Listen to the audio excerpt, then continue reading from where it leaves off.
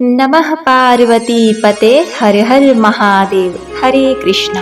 प्रिय भक्तों, आज फाल्गुन शुक्ल पक्ष की आमलकी एकादशी का व्रत है, जिसे रंग भरी एकादशी कहा जाता है। इस एकादशी का विशेष महत्व है क्योंकि इस दिन माता पार्वती पहली बार काशी में गौना कर आईं। इसी खुशी में भगवान शिव जी ने अपने गणों के साथ होली खेली। नारद पुराण और पद्म पुराण में भगवान श्री कृष्ण जी कहते हैं कि हे अर्जुन, एकादशी व्रत से बड़ा कोई व्रत नहीं है। जो व्यक्ति इस दिन व्रत रख कर भक्ति पूर्वक श्री हरि विष्णु और आंवले के वृक्ष की पूजा करता है तथा कथा का श्रवण करता है, वह सभी पापों से मुक्त होकर मोक्ष प्राप्त करता है। तो प्रिय भक्तों, एकादशी व्रत कथा को सुनने से पहले आइए खाटू श्याम जी की दिव्य कथा को सुनते हैं। एकादशी के दिन ही खाटू श्याम जी प्रकट हुए। श्री खाटू श्याम जी को कलयुग में सबसे बड़ा कृपालु देवता माना जाता है। वे भक्तों के लिए हारे का सहारा हैं और उनकी कृपा मात्र से ही सभी दुखों का नाश हो जाता है। उनका वास्तविक नाम बर्बरिक था, जो भगवान श्री कृष्ण जी के वरदान से वे कलयुग में श्याम के नाम से पूजे जाते हैं। खाटू श्याम जी की पूजा विशेष रूप से राजस्थान के सीकर जिले में खाटू नगर में होती है। खाटू नगर में उनका बड़ा पवित्र मंदिर स्थित है, जहां हर वर्ष फाल्गुन मास की द्वादशी को लाखों श्रद्धालु जय जयकार करते हुए उनके दर्शन करने को आते हैं। महाभारत काल में कुंती पुत्र भीम का बड़ा बलशाली पुत्र हुआ, जिसका नाम था घटोत्कच। घटोत्कच भीम और हिडिंबा का पुत्र था। हिडिंबा बड़ी शक्तिशाली और मायावी राक्षसी थी और उनका पुत्र घटोत्कच अपनी माँ और पिता की तरह ही बड़ा बलशाली था। अब समय के अनुसार घटोत्कच का विवाह हुआ नागकन्या मौरवी के साथ। घटोत्कच और नागकन्या मौरवी से जो पुत्र जन्मा उसका नाम था बर्बरिक। बचपन से ही बर्बरिक में अपार शक्तियां थी। उसने भगवान शिव जी की कठोर तपस्या करके उनसे 3 अचूक वाण प्राप्त किए और अग्निदेव से एक अजेय धनुष पाया। यह 3 बाण इतने शक्तिशाली थे कि पूरे महाभारत के युद्ध को एक ही बार में समाप्त कर सकते थे। पहला बाण सभी शत्रुओं को चिन्हित करता था, दूसरा उन्हें नष्ट करता था, तीसरा वापस तर्कस में लौट आता था। इस कारण बर्बरिक को 3 बाणधारी भी कहा जाने लगा। एक दिन बर्बरिक की माता नागकन्या मौरवी ने अपने पुत्र बर्बरिक से कहा, पुत्र, तुम बहुत शक्तिशाली हो, लेकिन वीर वही होता है जो सदैव धर्म का साथ दे। बर्बरिक ने अपने माता के चरणों में प्रणाम किया और कहा, हे माता, मैं यह प्रतिज्ञा करता हूँ कि मैं सदैव पराजित पक्ष का ही साथ दूंगा। जब महाभारत का युद्ध आरंभ होने वाला था तो बर्बरिक भी अपनी माता से आज्ञा लेकर कुरुक्षेत्र की ओर बढ़ चले। जैसे ही वे युद्ध भूमि के पास पहुंचे, भगवान श्री कृष्ण ने उन्हें पहचान लिया।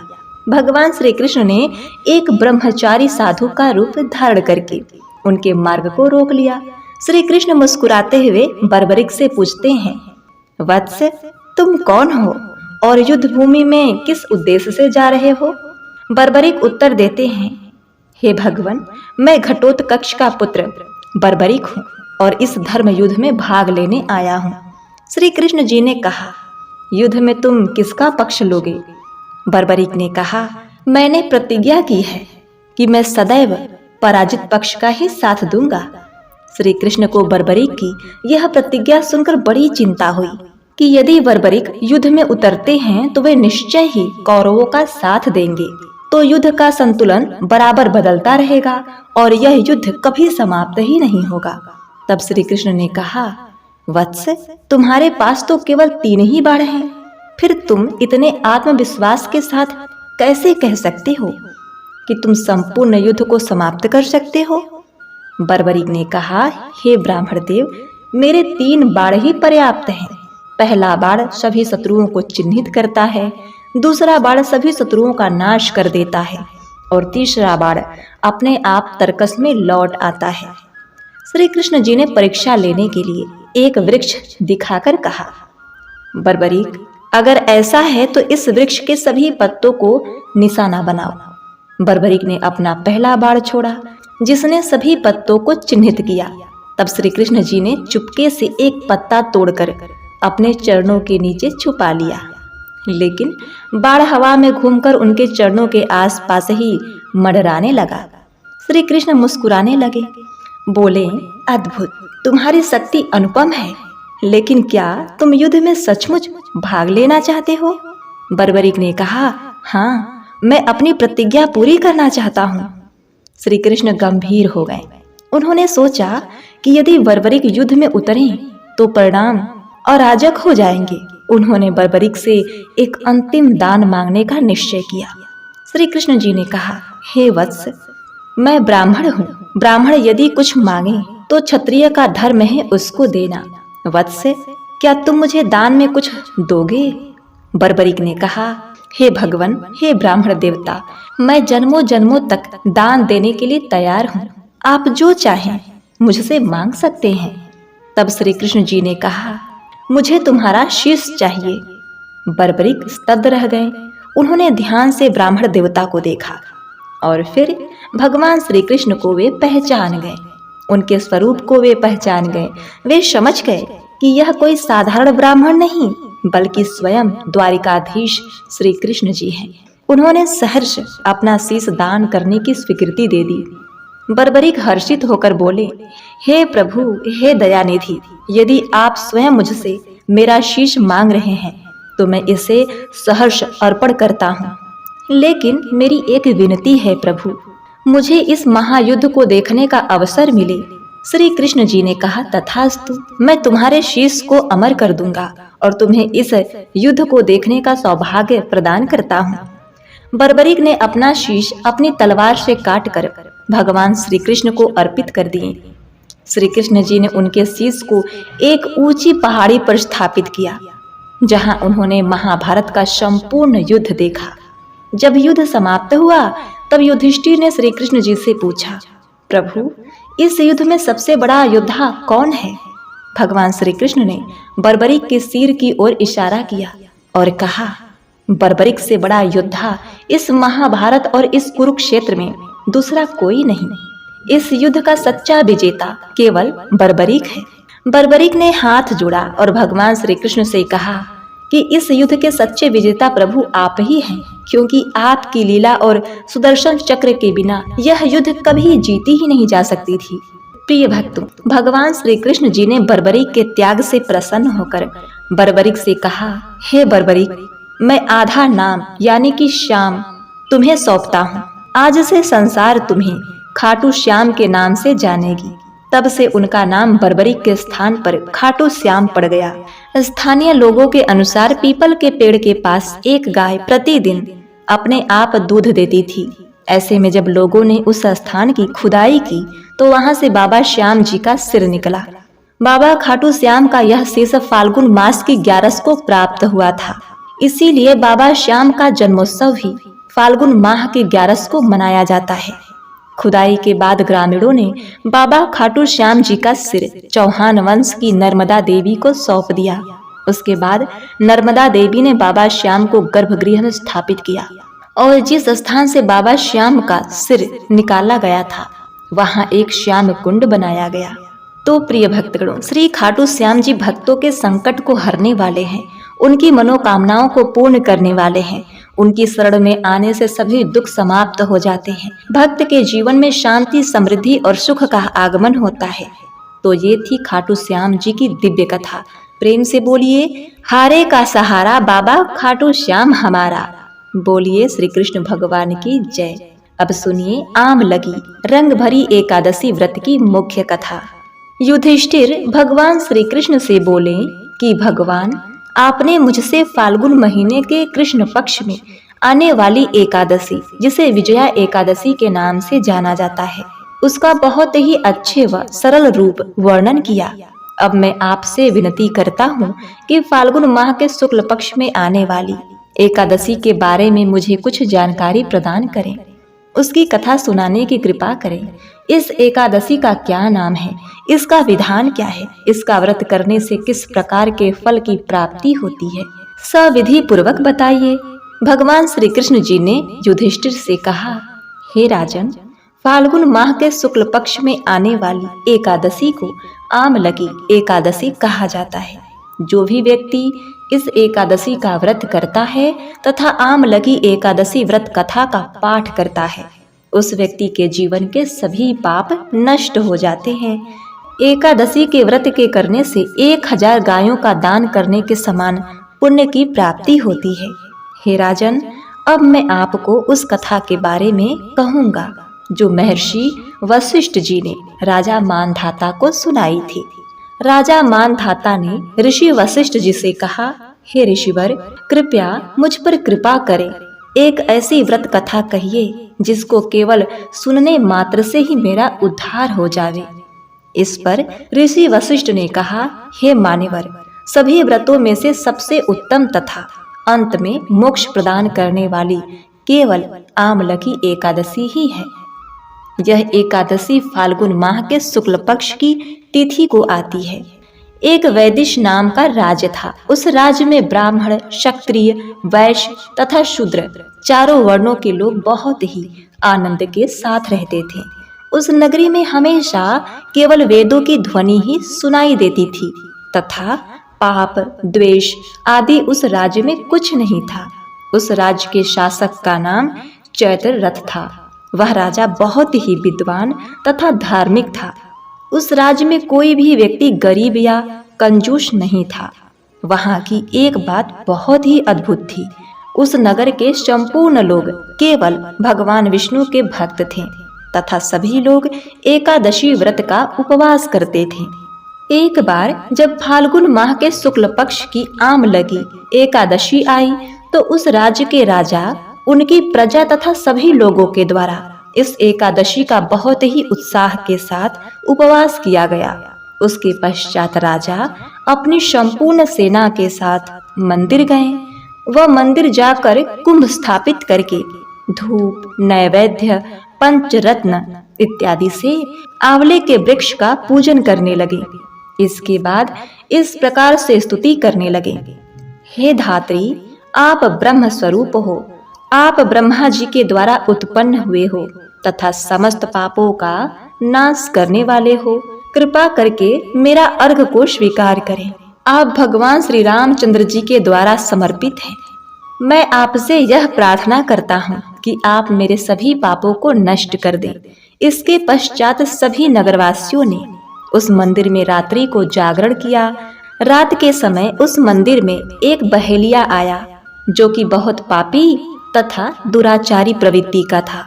भूख तथा प्यास से परेशान होकर वह बहेलिया मंदिर में जागरण होता हुआ देखकर एक कोने में जाकर बैठ गया। जागरण में वह बहेलिया भगवान विष्णु की आमलकी एकादशी के महात्म को सुनने लगा। इस प्रकार उसने सभी लोगों की तरह सारी रात जागकर ही बिता दी। सुबह होने के पश्चात जब लोग अपने अपने घर चले गए तो वह बहेलिया भी अपने घर की ओर चला गया।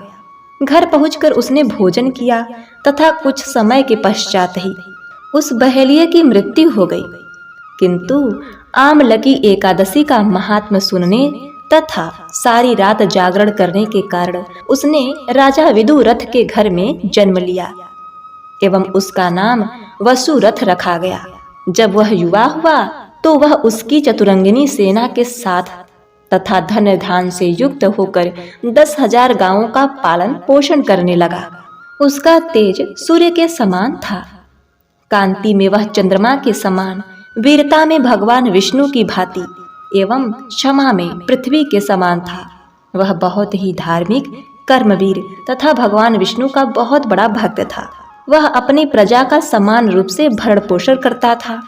एक दिन राजा शिकार करने के लिए गया। दैव योग के कारण वह अपना मार्ग भटक गया तथा दिशा के बारे में पता न होने के कारण वह एक वृक्ष के नीचे विश्राम करने लगा।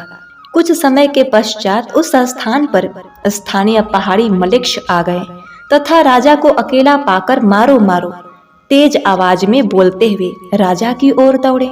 मलेक्ष कहने लगे कि यह वही राजा है जिसने हमारे परिवार के सदस्यों का वध किया है तथा उन्हें राज्य से बाहर निकाल दिया। इस कारण इसे निश्चित रूप से मारना चाहिए। उन्होंने राजा को मारने के लिए कई सारे अस्त्र शस्त्र राजा की ओर फेंके, लेकिन उस अस्त्र शस्त्रों से राजा को किसी भी प्रकार की कोई हानि नहीं हुई, बल्कि वह सभी अस्त्र शस्त्र राजा पर फूल बनकर गिरने लगे। इसके बाद उन अस्त्रों से मलक्षों के अस्त्र स्वयं उन पर ही आक्रमण करने लगे, जिस कारण सभी कई मलेक्ष मूर्छित हो गए। कुछ समय बाद राजा के शरीर से एक बहुत ही सुंदर देवी प्रकट हुई।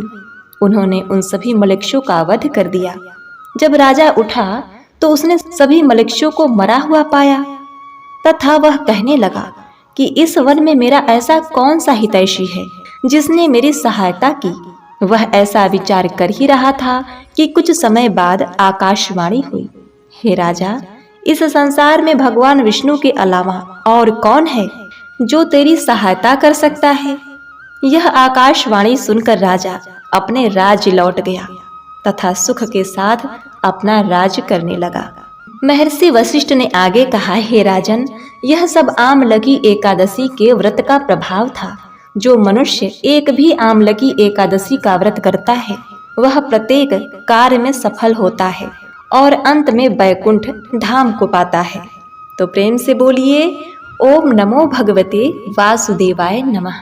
प्रिय भक्तगणों, अब आइए एकादशी माता ग्यारस माता को प्रणाम करते हुए ग्यारस माता की कथा का श्रवण करते हैं। तत्पश्चात हम तुलसी माता की कथा और आरती को सुनने के बाद कथा का समापन करेंगे, तो कथा को पूरा अवश्य सुनिएगा। प्रिय भक्तगणों, अब आप श्रवण करेंगे एकादशी के दिन सुनी जाने वाली एकादशी माता की कथा। यह कथा सुने बिना व्रत कथा अधूरी मानी जाती है, तो इसे पूरा अवश्य सुनिएगा। एक बार एक बूढ़ी माँ ने एकादशी का व्रत रखा। बड़ा ही भाव भक्ति से पूजा अर्चना की।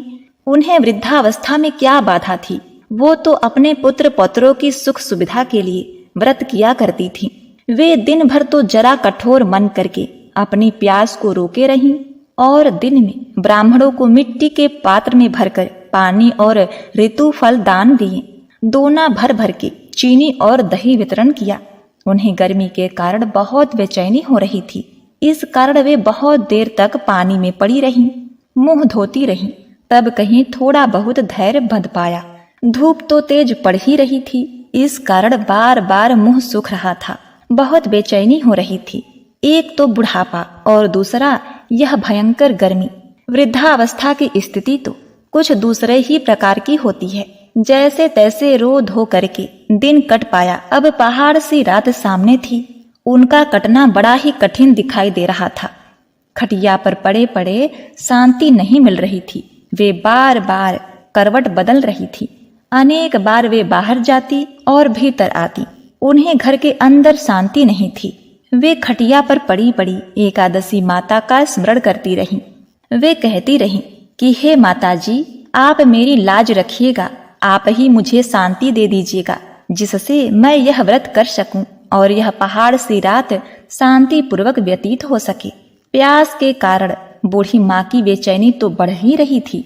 उन्होंने धैर्य रखने का बहुत प्रयास किया, किंतु सहनशीलता की सीमा टूट गई और वे घबराकर एकदम चिल्ला उठी। बोली कि बचाओ बचाओ। अम्मा का चिल्लाना सुनकर परिवार भर के नर नारी, बच्चे और पड़ोसी एकत्रित होकर बूढ़ी अम्मा के खटिया के समीप पहुंच गए। सबने पूछा कि अम्मा, आपको क्या हुआ? आप क्यों चिल्ला रही हैं? आप इस वृद्धा अवस्था में यह कठिन व्रत क्यों कर रही हैं? अम्मा जी, शक्ति से ही भक्ति होती है। थोड़े ही देर में वे फिर से बोली कि अरे, मेरे प्राण निकले ही जा रहे हैं। मेरी छाती पर ठंडे पानी का घड़ा रख। अब नातियों ने दादी की छाती पर ठंडे पानी का पात्र रख दिया। तब उन्हें कहीं थोड़ा बहुत आराम मिला और थोड़ी देर के लिए उन्होंने अपनी आंखें बंद कर ली। अब एकादशी माता ने सोचा कि यह बूढ़ी अम्मा है तो बहुत कठोर, जरा जाकर उसकी परीक्षा लेनी चाहिए।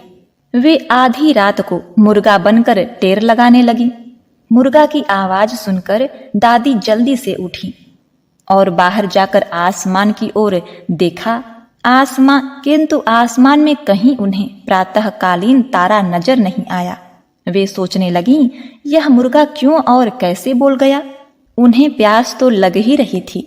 थोड़ा बहुत उनका मन भी विचलित हो गया था। अंत में उन्होंने दृढ़ निश्चय कर लिया कि मैं अब व्रत को पूर्ण करके ही छोड़ूंगी, चाहे भले ही मेरे प्राण क्यों न निकल जाएं। यह सोचकर फिर वे खटिया पर शिथिल होकर लेट गईं। थोड़ी देर में एकादशी माता ने उनकी फिर से परीक्षा लेनी चाहिए। एक छोटी सी बालिका एक गिलास में शरबत लेकर उनके सिरहाने आकर खड़ी हो गई और जोर से बोली, दादी जी, सवेरा हो गया है, आप हाथ मुंह धोकर शरबत पी लीजिए। पहले तो शरबत का गिलास देखकर उनका मन मचल उठा, किंतु अचानक व्रत का स्मरण हो आया और उन्होंने सोचा कि मैं किसी भी प्रकार से अभी शरबत नहीं पी सकती हूँ, और वे शांति पूर्वक अपनी खटिया पर लेट गईं। फिर थोड़ी ही देर में उन्हें ऐसा लगा जैसे किसी ने उन्हें पानी के कुएं में पलट दिया हो।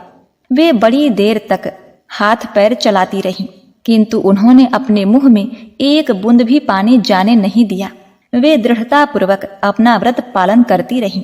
थोड़ी देर में न जाने कहां से सामने आग जलने लगी, जिससे भारी गर्मी बढ़ने लगी। प्यास के कारण प्राण निकलने लगे, किंतु बूढ़ी अम्मा का कुछ भी नहीं बिगड़ पाया। वे जहां की तहां मुस्कुराती हुई बैठी रहीं। थोड़ी ही देर में बाहर प्रकाश दिखाई देने लगा। ऐसा लगा जैसे सवेरा हो गया हो। बूढ़ी अम्मा ने जब बाहर निकलकर देखा तो समझ गई अभी सवेरा होने में 3-4 घंटे की देरी है। यह जानकर वे शांति पूर्वक इधर उधर घूमने लगी। फिर एकादशी माता यह बात अच्छी तरह से समझ गई कि यह बूढ़ी अम्मा किसी भी प्रकार से अपने व्रत से नहीं टल सकती है। वे उनके सत्य व्रत को अच्छी तरह से समझ गईं। अब सवेरा होते ही बूढ़ी माता ने स्नान किया, भगवान का पूजा पाठ किया, एकादशी की कथा सुनी, ब्राह्मणों को दक्षिणा देकर भोजन कराया। तब कहीं उन्होंने व्रत का पारण करके जल ग्रहण किया। कन्याओं को भोज कराने के बाद अम्मा ने स्वयं भोजन किया। उस श्रेष्ठ व्रत के प्रभाव से बूढ़ी अम्मा की आयु में वृद्धि हो गई। उनका घर परिवार हरा भरा हो गया। अब उनको कोई अभाव न रहा। वे हर तरह से सुख साधनों से संपन्न हो गईं। नाती नातिन से उनका घर भर गया और वे उसी दिन से 12 महीने की एकादशी का व्रत करने लगी। एकादशी माता के व्रत के प्रताप से इस संसार में हर प्रकार के सुख भोग कर अंत में वे वैकुंठ धाम को चली गई। जैसे एकादशी माता ने बूढ़ी माता और उनके परिवार को हरा भरा किया, ऐसे ही एकादशी माता हम सभी की मनोकामनाओं को पूर्ण करें। बोलिए श्री लक्ष्मी नारायण भगवान जी की जय। ओम नमः शिवाय। उमापति शंकर भगवान की जय। जय श्री गणेश। प्रिय भक्तगणों, पुराणों में कहा गया है कि रंग भरी एकादशी के दिन भगवान शिव जी माता पार्वती का गौना कराकर उन्हें काशी लाते हैं तथा उनके आने के खुशी में वे महाशमशान में चिता के भस्म से अपने गणों के साथ होली खेलते हैं। रंग भरी एकादशी या आमलकी एकादशी के अगले दिन भस्म होली या मसाने की होली खेली जाती है। मसान की होली की शुरुआत काशी के मणिकर्णिका घाट पर भोलेनाथ ने भूत प्रेत यक्ष गंधर्व और प्रेत के साथ चिता की राख में भस्म की होली खेली थी। काशी में मसाने की होली की यह परंपरा चली आ रही है। तो इसी बात पर भगवान शिव को नमन करते हुए आइए श्रवण करते हैं बड़ी ही दिव्यमयी मसान होली की पौराणिक कथा।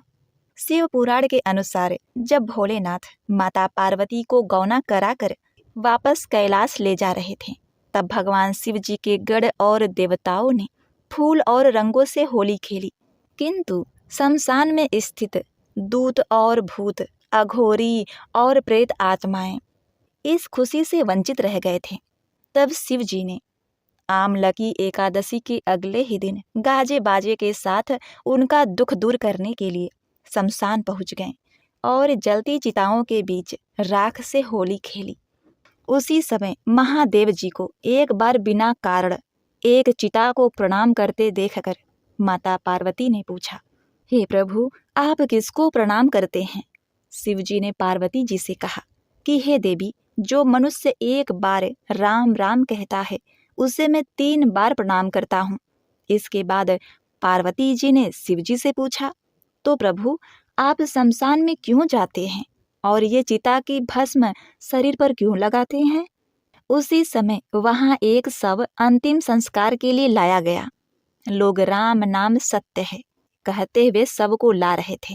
शिव जी ने कहा, देखो पार्वती, इस शमशान की ओर जब लोग आते हैं तो राम नाम का स्मरण करते हुए आते हैं। इस सब के निमित्त से कई लोगों के मुख से मेरा अति प्रिय दिव्य राम नाम निकलता है। उसी को सुनने मैं शमशान में चला आता हूँ और इतने लोगों के मुख से राम नाम का जप करवाने में माध्यम बनने वाले इस सब का मैं सम्मान करता हूँ, इसे प्रणाम करता हूँ और अग्नि में जलने के बाद उसकी भस्म को अपने शरीर पर लगाता हूँ। राम नाम बुलाने वाले के प्रति मुझे इतना प्रेम है। प्रिय भक्तगणों, इस प्रकार जब शिवजी माता पार्वती के साथ शमशान की होली खेल लेते हैं और अपने गढ़ों के साथ वापस चलने लगते हैं तो नारद जी ने कहा, हे प्रभु, इससे पहले कि आप कैलाश पहुँचे मेरे एक प्रश्न का उत्तर दीजिए। मैं इससे बहुत ही विचलित हो रहा हूँ। तब भगवान शिव ने कहा, हे नारद, तुम्हें तनिक भी प्रतीक्षा नहीं हो रही है तो कोई बात नहीं, अभी पूछ लो तुम क्या पूछना चाहते हो। तब नारद जी बोले कि हे भोलेनाथ, धरती लोक पर काशी में लोग हर हर महादेव कहते हुए चिता के भस्म को अपने ऊपर लेपते हुए शिव शिव कहते हैं, आपका इतना चर्चा क्यों करते हैं। तब शिव जी बोले, देखिए नारद मुनि, ये सवाल का जवाब आपको धरती लोक में ही मिलेगा, आप धरती लोक में जाकर पूछिए। नारद जी को भगवान भोलेनाथ ने कहा, आप इंसान का रूप लेकर जाएं और वहां जिस प्राणी का बच्चा आपको दिखाई देगा आप उसी से पूछिएगा। नारद जी बोले, ठीक है। नारद जी धरती लोक में मानव रूप धारण करके उतरे और सबसे पहले उन्होंने एक कौवे के बच्चे को जन्म देते हुए देखा। नारद जी कौवे के बच्चे के पास जाकर उसके कान में पूछें कि धरती लोक में हर हर महादेव इतना क्यों कहते हैं। इतना पूछते ही कौवे का बच्चा मर गया। नारद जी बहुत दुख करने लगे। तब वे शिव जी के पास गए और बोले, हे देवाधिदेव महादेव, शिव जी, जैसा आप बोले थे हम वैसा ही किए, लेकिन कौवा का बच्चा तो मर गया, अब हम किससे पूछें।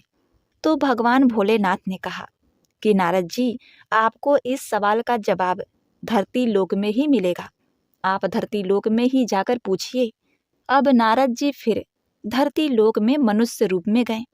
इस बार उनको कुत्ता का बच्चा पैदा होते हुए दिखा। जब उन्होंने कुत्ते के बच्चे के कान में पूछा कि लोग महाशमशान में चिता की राख से होली खेलते हुए हर हर महादेव इतना क्यों कहते हैं, तभी कुत्ता का बच्चा भी मर गया। यह देखकर नारद भी बहुत निराश हो जाते हैं। वे शिवजी के पास दोबारा जाते हैं और उनसे पूछते हैं कि शिव जी, आप जो बोले थे हम वैसा ही किए, लेकिन इस बार फिर कुत्ता का बच्चा भी मर गया, तब क्या करें। शिव जी बोले कि इस सवाल का जवाब आप धरती लोक में ही ढूंढिए, वहीं आपको जवाब मिलेगा। तब नारद जी फिर एक बार बड़ी आशा के साथ धरती लोक में प्रवेश किए। इस बार उनको एक गाय का बच्चा जन्म लेते हुए दिखाई दिया। नारद जी वहां गाय के बच्चे के पास जाकर पूछें कि लोग चिता के भस्म से होली खेलते हुए हर हर महादेव शिव शिव क्यों कहते हैं। यह सुनते ही गाय का बच्चा भी वहीं मर गया। नारद जी बहुत निराश हो गए और बहुत ही मन विचार करने लगे कि हम जिससे भी पूछते हैं कि लोग हर हर महादेव शिव शिव इतना क्यों कहते हैं, इतना पूछने पर वही लोग मर जा रहे हैं। अब हम इस सवाल का जवाब शिव जी से ही पूछेंगे। नारद जी भगवान शिव के पास गए और भगवान शिव से फिर कहने लगे, हे भोलेनाथ, मेरे इस सवाल का जवाब आपको देना ही पड़ेगा। नारद जी बोले कि हम जिसे भी पूछते हैं वह मर जाता है। शिव जी बोले, नारद जी, इस बार आपको निराश नहीं होना पड़ेगा, आप जाकर दोबारा धरती लोक में ही पूछिए, वहीं आपको जवाब मिलेगा। इस बार आप निराश नहीं लौटेंगे। प्रिय भक्तों, नारद जी बहुत आशा और विश्वास के साथ दोबारा धरती लोक में कदम रखें। इस बार उनको एक महल में राजा का बेटा जन्म लेते हुए दिखाई दिया। राजा को पुत्र बहुत सालों के बाद पैदा हुआ था। कम से कम 5-10 साल के बाद उसका एक पुत्र हुआ था। इसीलिए राजमहल में बहुत भीड़ और बहुत धूमधाम चहल पहल थी। सभी लोग राजा के बेटे को देखने के लिए इच्छुक थे। राजा के दरवाजे पर सैनिक पहरा दे रहे थे। तब नारद जी एक ऋषि मुनि का रूप धारण करके राजा के महल के पास पहुंचे और दरवाजे पर आए। नारद जी जो ऋषि मुनि का रूप धारण करके आए थे, वह सैनिक से पूछे, सैनिक जी, राजा के महल में इतनी भीड़, इतनी हलचल क्यों है? सैनिक बोले कि आपको नहीं पता कि राजा का बेटा बहुत सालों के बाद हुआ है, इसीलिए इतनी भीड़ है। अब नारद जी रूपी ऋषि मुनि बोले कि क्या मैं भी राजा के बेटे को देख सकता हूँ? मुझे भी उसको देखना है। सभी सैनिक ऋषि मुनि को मना करने लगे और वहां से जाने के लिए कहने लगे। ऋषि मुनि नहीं माने और वहीं पर खड़े हो गए। सैनिक विवश होकर महाराज को बुलाए और बोले, महाराज, आपके दरबार में एक ऋषि मुनि आए हैं और वे बच्चे को देखने के लिए बहुत जिद कर रहे हैं। अब देखिए, वह राजा जल्दी से आए और ऋषि मुनि से बात किए। ऋषि मुनि बोले कि राजन, हमको आपके बेटे को देखना है। अब इस पर राजा मान गए और राजा ने उन्हें अपने बेटे को दिखाने की अनुमति दे दी। जब राजा और ऋषि मुनि एक साथ बच्चे के कमरे में पहुंचे, तब ऋषि मुनि बोले कि राजन, हमको इस बच्चे से थोड़ी देर बात करनी है। यह सुनकर राजा चौंक कर बोले, ऋषिवर, यह बच्चा तो अभी 2 घंटे पहले ही हुआ है और इसको आपसे क्या बात करनी है?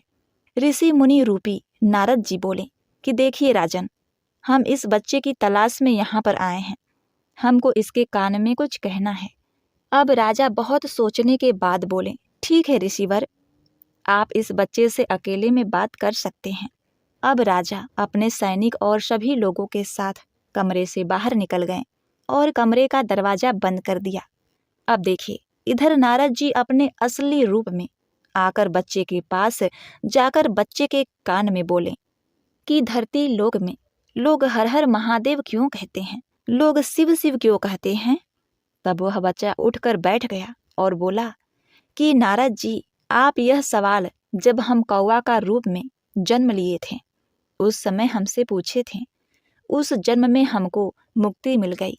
जब हम कुत्ता के रूप में जन्म लिए थे उस समय भी आप यही सवाल मेरे कान में पूछे थे और उस जन्म में भी हमको मुक्ति मिल गई थी। जब हम गाय के रूप में जन्म लिए थे, जो मुक्ति जन्म कहलाता है, उस जन्म में भी आप मेरे कान में यही सवाल पूछे थे और उस जन्म में भी हमको मुक्ति मिल गई थी। 3 जन्म में मुक्ति मिलने के बाद हमको मनुष्य के रूप में, इंसान के रूप में मेरा जन्म हुआ है, क्योंकि आप मेरे जन्म के साथ मेरे कान में शिव शिव हर हर महादेव का नाम ले रहे थे। इसीलिए तीनों जन्म में बहुत आसानी से मुक्ति मिल गई। इसीलिए लोग हर हर महादेव कहते हुए चिता के भस्म से होली खेलते हैं और हर जगह लोग हर हर महादेव कह के संबोधित करते हैं ताकि उनकी मुक्ति हो जाए। यह सुनकर नारद जी का रोंगटा खड़ा हो गया और नारद जी चौंक गए। तत्पश्चात वे शिव जी के पास पहुँचे और उन्हें कोटि कोटि प्रणाम करते हुए उन्होंने कहा, हे प्रभु, आज मैंने भस्म की होली तथा हर हर महादेव का राज जान लिया। इतना कहने के बाद भगवान शिव जी का आशीर्वाद लेकर नारद जी देवलोक को प्रस्थान कर गए। एक बार प्रेम से बोलिए, ओम नमो भगवते वासुदेवाय नमः। प्रिय भक्तगणों, अब आइए सुनते हैं तुलसी माता की बड़ी ही अद्भुत अनसुनी कथा। एक बार देवर्षि नारद के मन में आया कि भगवान के पास बहुत महल आदि है, एक आध हमको भी दे दे तो यही आराम से टिक जाएंगे, नहीं तो इधर उधर घूमते रहना पड़ता है। भगवान के द्वारिका में बहुत महल थे। नारद जी ने भगवान से कहा, भगवान, आपके बहुत महल हैं, एक हमको भी दे दो तो हम भी आराम से रहें। आपके यहाँ खाने पीने का इंतजाम अच्छा ही है। भगवान ने सोचा, यह मेरा भक्त है, विरक्त सन्यासी है, अगर यह कहीं राजसी ठाट बाट में रहने लगा तो थोड़े दिन में ही इसकी सारी विरक्ति भक्ति निकल जाएगी। हम अगर सीधा ना कहेंगे तो यह बुरा मान जाएगा, लड़ाई झगड़ा करेगा कि इतने महल हैं और एक महल नहीं दे रहे हैं। भगवान ने चतुराई से काम लिया। नारद जी से कहा, जाकर देख लें जिस मकान में जगह खाली मिले वहीं आप रह लीजिएगा। नारद जी वहां से चले। सब जगह नारद जी घूम आए, लेकिन कहीं एक कमरा भी खाली नहीं मिला, सब भरे हुए थे। आकर भगवान से कहा, हे भगवान, वहां कोई जगह खाली नहीं मिला। भगवान ने कहा, फिर क्या करूं? होता तो आपको दे देता। नारद जी के मन में आया कि यह तो भगवान ने मेरे साथ धोखाधड़ी की है, नहीं तो कुछ न कुछ करके किसी को इधर उधर दूसरे कमरे में भेजकर एक कमरा तो दे ही सकते थे। इन्होंने मेरे साथ धोखा किया है, तो मैं भी इन्हें मजा चखाकर छोड़ूंगा। प्रिय भक्तों, यह तो भगवान की लीला थी। नारद जी रुक्मणी जी के पास पहुंचे। रुक्मणी जी ने नारद जी की आवाभगत की, बड़े प्रेम से आदर सम्मान किया। उन दिनों भगवान सत्यभामा जी के यहाँ रहते थे। एक आधा दिन बीता तो नारद जी ने उनको दान की कथा सुनाई। सुनाने वाले स्वयं नारद जी दान का महत्व सुनाने लगे कि जिस चीज का दान करेंगे वही चीज आगे आपको मिलती है। जब नारद जी ने देखा कि यह बात रुक्मणी जी को जम गई है, तो उन्होंने पूछा, आपको सबसे ज्यादा प्रेम किससे है?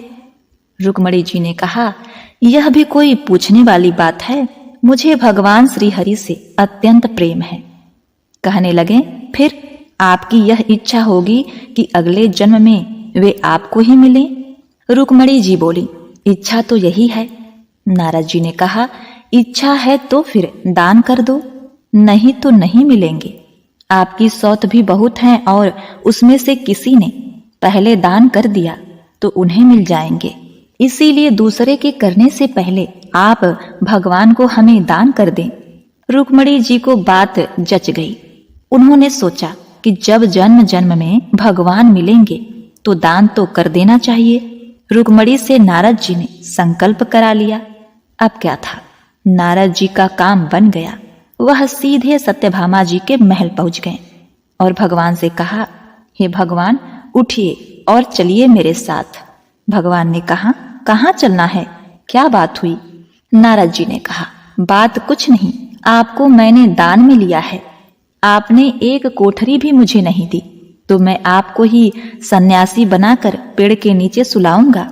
भगवान ने कहा, रुक्मणी ने दान दिया है तो ठीक है, वह पटरानी है, उससे मिल तो आए।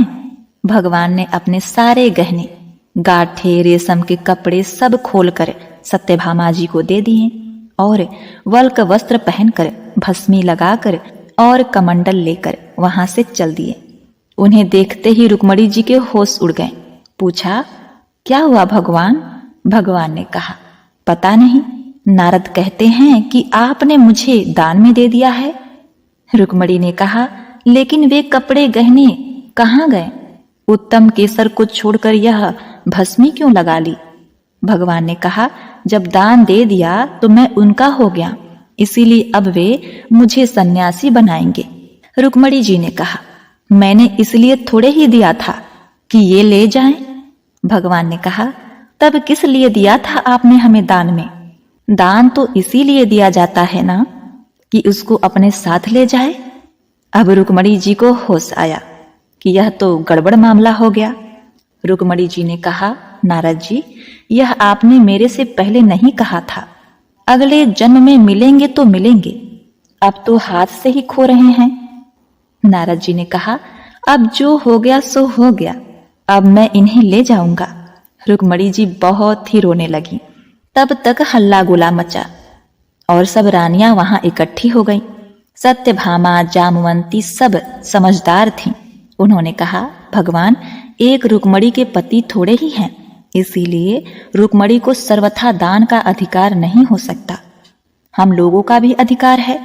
नारद जी ने सोचा, यह तो घपला हो गया। कहने लगे, क्या भगवान के टुकड़े करोगे? नारद जी ने विचार किया कि अपने को तो महल ही चाहिए था और यही यह दे नहीं रहे थे। अब मौका ठीक है, समझौते पर बात आ रही है। नारद जी ने कहा, भगवान का जितना वजन है उतने का तुला दान करने से दान मान लिया जाता है। तुला दान से देह का दान माना जाता है, इसीलिए भगवान के वजन का सोना हीरा पन्ना दे दो। इस पर सब रानियां राजी हो गईं। बाकी तो सब राजी हो गए, लेकिन भगवान ने सोचा कि यह फिर मोह में पड़ रहा है। भगवान तराजू के एक पलड़े के अंदर बैठ गए। दूसरे पलड़े में सारे गहने हीरे पन्ने रखे जाने लगे। लेकिन जो अपने मुख में पूरे ब्रह्मांड को लेकर बैठे हैं, क्या द्वारिका के पूरे धन से उनका बराबरी किया जा सकता है? सारा का सारा धन दूसरे पलड़े पर रख दिया, लेकिन जिस पलड़े पर भगवान बैठे थे वह वैसे का वैसा ही नीचे लगा रहा, ऊपर नहीं हुआ। नारद जी ने कहा, देख लो, तुला तो बराबर हो ही नहीं रहा है। अब मैं भगवान को ले जाऊंगा। सब कहने लगे, अरे कोई उपाय बताइए नारद जी। नारद जी ने कहा, और कोई उपाय नहीं है। अन्य सब लोगों ने अपने हीरे पन्ने लाकर लाद दिए, लेकिन उससे क्या होना था? वे तो त्रिलोकी का भार लेकर बैठे थे। उधर औरतें सब चीख चिल्ला रही थी। नारद जी प्रसन्नता के मारे इधर उधर टहल रहे थे कि आज मेरे भगवान मेरे साथ चलेंगे। भगवान ने धीरे से रुक्मणी को बुलाया। रुक्मणी ने कहा, भगवान कुछ उपाय निकालिए। आप इतना भार लेकर बैठ गए, हम लोगों का क्या हाल होगा? भगवान ने कहा, ये सब हीरे पन्ने निकाल दो, सारे सोने सारे गहने उतार दो। यह सब निकाल कर तुलसी का एक पत्ता और सोने का एक छोटा सा टुकड़ा रख दो, तो तुम लोगों का काम हो जाएगा। रुक्मणी जी के कहने पर सारा सामान हटाया गया। सारा सामान हटा दिया गया और एक छोटे से सोने के पत्ते पर तुलसी का पत्ता रखा गया, तो भगवान के वजन के बराबर हो गया। सबने नारद जी से कहा, अब ले जाइए तुलादान। नारद जी ने खूब हिला डुला कर देखा, कहीं कोई ठड्डी तो नहीं मार रहा। नारद जी ने कहा, हे भगवान, मेरे साथ फिर धोखा हो गया। यह पत्ता लेकर मैं क्या करूंगा? यह आप अच्छा नहीं कर रहे हैं। केवल घर वालियों की बात सुनते हैं, मेरी तरफ तो देखो। भगवान ने कहा, आपकी तरफ क्या देखूं नारद जी? आप तो सारे संसार के रूप को समझकर फिर मोह के रास्ते जाना चाह रहे हैं, तो आपकी क्या सुनो? तब नारद जी ने समझ लिया कि भगवान ने जो किया सो ठीक किया। जो तुलसी का एक पत्ता आपके बराबर है, वह तुलसी महान है। जिस तुलसी को चढ़ाने से आप अति प्रसन्न होते हैं, उस तुलसी का गुणगान करने वाले, उस कथा को सुनने वाले भगवान विष्णु के प्रिय होते हैं। वे निश्चित ही देवतुल्य होते हैं। हे भगवान, आपको कोटि कोटि प्रणाम। मैंने आज तुलसी के एक पत्ते के महत्व को भी समझा। मेरे भूल को आप क्षमा करिए। भगवान बड़े प्रसन्न होकर तराजू से उठे और नारद जी को छाती से लगाया और कहा, हे नारद, तुम्हारे मुक्ति तो निश्चित है। हरे कृष्णा। ओम नमो भगवते वासुदेवाय नमः। प्रिय भक्तों, अब आइए सुनते हैं एकादशी माता की आरती। प्रेम से बोलिए एकादशी माता की जय। ओम जय एकादशी, जय एकादशी, जय एकादशी माता। विष्णु पूजा व्रत को धारण कर सकती मुक्ति पाता। ओम जय एकादशी, जय एकादशी, जय एकादशी माता। विष्णु पूजा व्रत को धारण कर सकती मुक्ति पाता। तेरे नाम गिनाओ देवी, भक्ति प्रदान करनी। गण गौरव की देनी माता, शास्त्रों में वर्णी। ओम जय एकादशी माता। विष्णु पूजा व्रत को धारण कर सकती मुक्ति पाता। मार्गशीर्ष के कृष्ण पक्ष की उत्पन्ना विश्व तारिणी जन्मी। शुक्ल पक्ष में हुई मोक्षदा, मुक्तिदाता बन आई। ओम जय एकादशी माता। विष्णु पूजा व्रत को धारण कर सकती मुक्ति पाता। पौष के कृष्ण पक्ष की सफला नामक है। शुक्ल पक्ष में हो ये पुत्रदा, आनंद अधिक रहे। ओम जय एकादशी माता। विष्णु पूजा व्रत को धारण कर शक्ति मुक्ति पाता। नाम षटतिला माघ मास में कृष्ण पक्ष आवे। शुक्ल पक्ष में जया कहावे, विजय सदा पावे। ओम जय एकादशी माता। विष्णु पूजा व्रत को धारण कर शक्ति मुक्ति पाता। विजया फाल्गुन कृष्ण पक्ष में शुक्ला आमल की। पाप मोचनी कृष्ण पक्ष में चैत्र महाबल की। ओम जय एकादशी माता। विष्णु पूजा व्रत को धारण कर शक्ति मुक्ति पाता। चैत्र शुक्ल में नाम कामदा धन देने वाली। नाम बरुथनी कृष्ण पक्ष में वैशाख माह वाली। ओम जय एकादशी माता। विष्णु पूजा व्रत को धारण कर शक्ति मुक्ति पाता। शुक्ल पक्ष में होय मोहिनी अपराजष्ट कृष्ण पक्षी। नाम निर्जला सब सुख करनी शुक्ल पक्ष रखी। ओम जय एकादशी माता। विष्णु पूजा व्रत को धारण कर शक्ति मुक्ति पाता। योगिनी नाम आषाढ़ मास में जानो कृष्ण पक्ष करनी। देवशयनी नाम कहायो शुक्ल पक्ष धरनी। ओम जय एकादशी माता। विष्णु पूजा व्रत को धारण कर शक्ति मुक्ति पाता। कामिक श्रावण मास में आवे कृष्ण पक्ष कहिए। श्रावण शुक्ला होय पवित्रा आनंद से रहिए। ओम जय एकादशी माता। विष्णु पूजा व्रत को धारण कर शक्ति मुक्ति पाता। अजा भाद्रपद कृष्ण पक्ष की परिवर्तिनी शुक्ला। इंद्रा अश्विन कृष्ण पक्ष में व्रत से भवसागर निकला। ओम जय एकादशी माता। विष्णु पूजा व्रत को धारण कर शक्ति मुक्ति पाता। पापांकुशा शुक्ल पक्ष में आप हरणहारी। रमा मास कार्तिक में आवे सुखदायक भारी। ओम जय एकादशी माता। विष्णु पूजा व्रत को धारण कर शक्ति मुक्ति पाता। देवोत्थानी शुक्ल पक्ष की दुख नाशक मैया। पावन मास में करो विनती पार करो नैया। ओम जय एकादशी माता। विष्णु पूजा व्रत को धारण कर शक्ति मुक्ति पाता। परमा कृष्ण पक्ष में होती जन मंगल करनी। शुक्ल मास में होय पद्मिनी दुख दारिद्र हरनी। ओम जय एकादशी माता। विष्णु पूजा व्रत को धारण कर शक्ति मुक्ति पाता। जो कोई आरती एकादशी की भक्ति सहित गावे। जन रघुनाथ स्वर्ग का वासा निश्चय वह पावे। ओम जय एकादशी जय एकादशी जय एकादशी माता।